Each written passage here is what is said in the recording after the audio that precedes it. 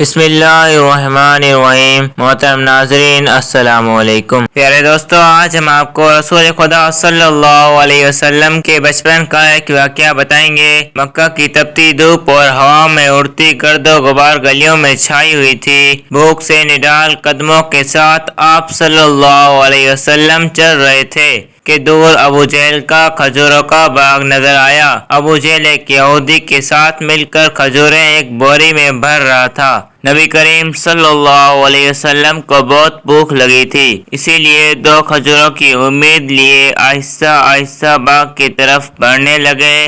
جب وہاں پہنچے تو ادب سے سلام کیا، السلام علیکم چاچا جان۔ پھر نرمی سے فرمایا، مجھے بہت بھوک لگی ہے، کیا آپ مجھے 2 کھجوریں دے سکتے ہیں؟ ابو جہل نے نفرت بھری نظروں سے دیکھا اور بولا، میں تجھے کھجوریں دے سکتا ہوں، لیکن ایک شرط ہے۔ اس نے اشارہ کیا، یہ جو یہودی کھڑا ہے اس کی بوری تم اپنے سر پر رکھ کر میرے گھر تک پہنچاؤ، تب تجھے کھجوریں ملے گی۔ نبی کریم صلی اللہ علیہ وسلم نے بوری اٹھانے کی حامی بھر لی۔ یہودی حیرت سے بولا، اے محمد، تم یہ بوجھ اٹھا لو گے؟ نبی کریم صلی اللہ علیہ وسلم نے مسکرا کر فرمایا، ہاں انشاءاللہ ضرور اٹھا لوں گا۔ نبی کریم صلی اللہ علیہ وسلم نے بوری سر پر رکھی اور چل پڑے۔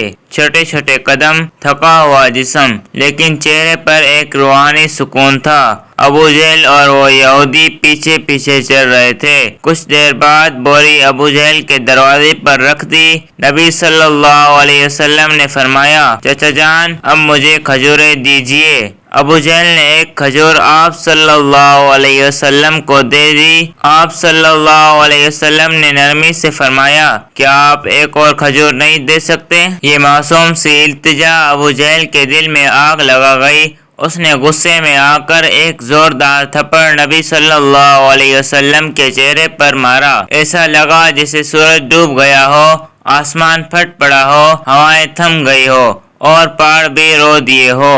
ابو جہل ہنستا ہوا اپنے گھر چلا گیا، لیکن جیسے ہی کھجور کی بوری کھولی گئی، حیران کن منظر سامنے آیا۔ تمام کھجوریں چھوٹے چھوٹے پتھروں میں بدل چکی تھی۔ یہ منظر دیکھ کر وہ یہودی ہکا بکا رہ گیا۔ وہ فوراً اپنے قبیلے کے سردار کے پاس دوڑا۔ وہ یہودی سردار سے کہہ رہا تھا، آج میں نے ایک عجیب واقعہ دیکھا ہے۔ نبی صلی اللہ علیہ وسلم نے صرف ایک تھپڑ کھایا اور پوری بوری کی کھجوریں پتھر بن گئی۔ سردار نے سن کر کہا، ہم نے بھی اپنی آسمانی کتابوں میں پڑھا ہے کہ آخری نبی محمد صلی اللہ علیہ وسلم ہوں گے، لیکن کیا یہ وہی محمد ہیں؟ ہمیں اپنی مذہبی پیشواؤں سے رجوع کرنا ہوگا۔ اگرچہ وہی نبی ہیں تو ہم انہیں زندہ نہیں چھوڑیں گے۔ پھر اس نے حکم دیا، جاؤ اور یہ خبر ہمارے پیشوا تک پہنچاؤ۔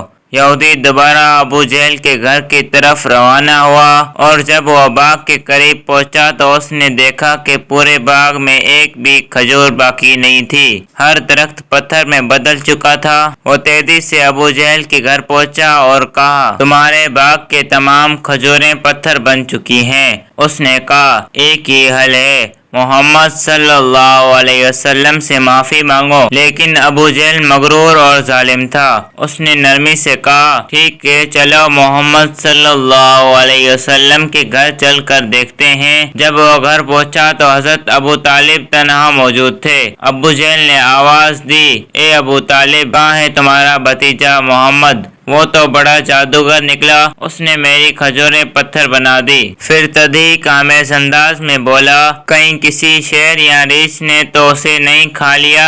یہ سن کر حضرت ابو طالب بے چین ہو گئے۔ انہوں نے فوراً نبی صلی اللہ علیہ وسلم کی تلاش شروع کر دی۔ نبی کریم صلی اللہ علیہ وسلم پہاڑ کے کنارے بیٹھے رو رہے تھے، فرما رہے تھے، اگر میرے والد زندہ ہوتے تو شاید میرے ساتھ ایسا سلوک نہ ہوتا، میں بہت تنہا ہوں۔ یہ دیکھ کر جنگل کے شیر، ریچھ، ہرن سب وہاں آ گئے۔ شیر کی آنکھوں میں بھی آنسو تھے۔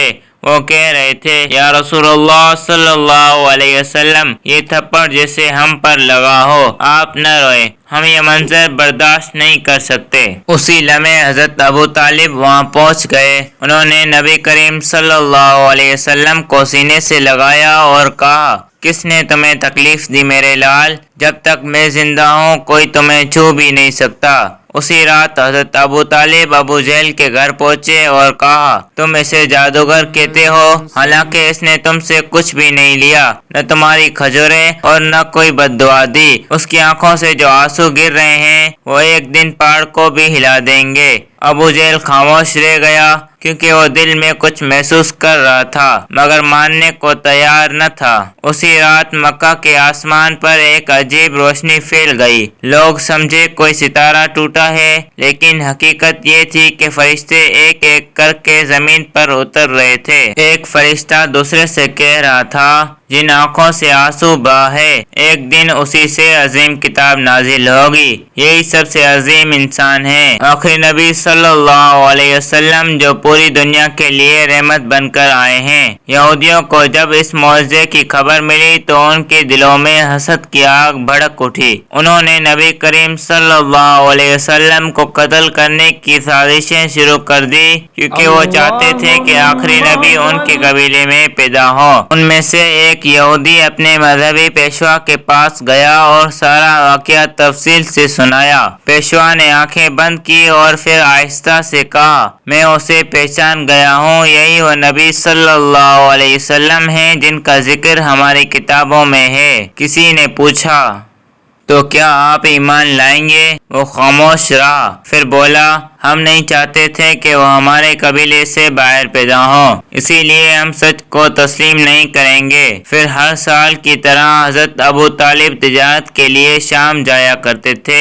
इस बार नबी करीम सल्लल्लाहु अलैहि वसल्लम ने फरमाया, चाचा जान, क्या मैं भी आपके साथ शाम जा सकता हूँ? अबू तालिब ने इजाजत दे दी। अगले दिन काफिला रवाना हो गया। चंद दिन बाद काफिला बुसरा के मकाम पर पहुंचा। वहाँ एक गिरजा घर था जहाँ एक नसरानी आलिम रहता था, जो वक्त का सबसे बड़ा पादरी था। जब काफिला वहाँ से गुजरा तो उस आलिम ने एक नौजवान को देखा जिसके सर पर एक बादल साया किए हुए था। उसने कहा, इस काफिले में आखिरी नबी सल्लल्लाहु अलैहि वसल्लम मौजूद हैं। फिर उसने काफिले वालों को खाने की दावत दी और अबू तालिब से कहा, तुम्हारा भतीजा यतीम है? अबू तालिब ने कहा, जी हाँ। पादरी ने कहा, याद रखो, ये अल्लाह के आखिरी नबी सल्लल्लाहु अलैहि वसल्लम हैं। इनकी पीठ पर मोहर नबूवत हैं। इनकी आंखों में रहमत है। इन्हें कभी अकेला न छोड़ना, क्योंकि अंसारी और यहूदी इन्हें नुकसान पहुंचा सकते हैं। उम्मीद है कि आपको आज की वीडियो पसंद आई होगी। अगर वीडियो पसंद आए तो इसे लाइक करें और मजीद इस्लामिक वाक़यात के लिए हमारा चैनल जरूर सब्सक्राइब करें और इसे सदका जारिया समझ के जरूर शेयर करें। शुक्रिया।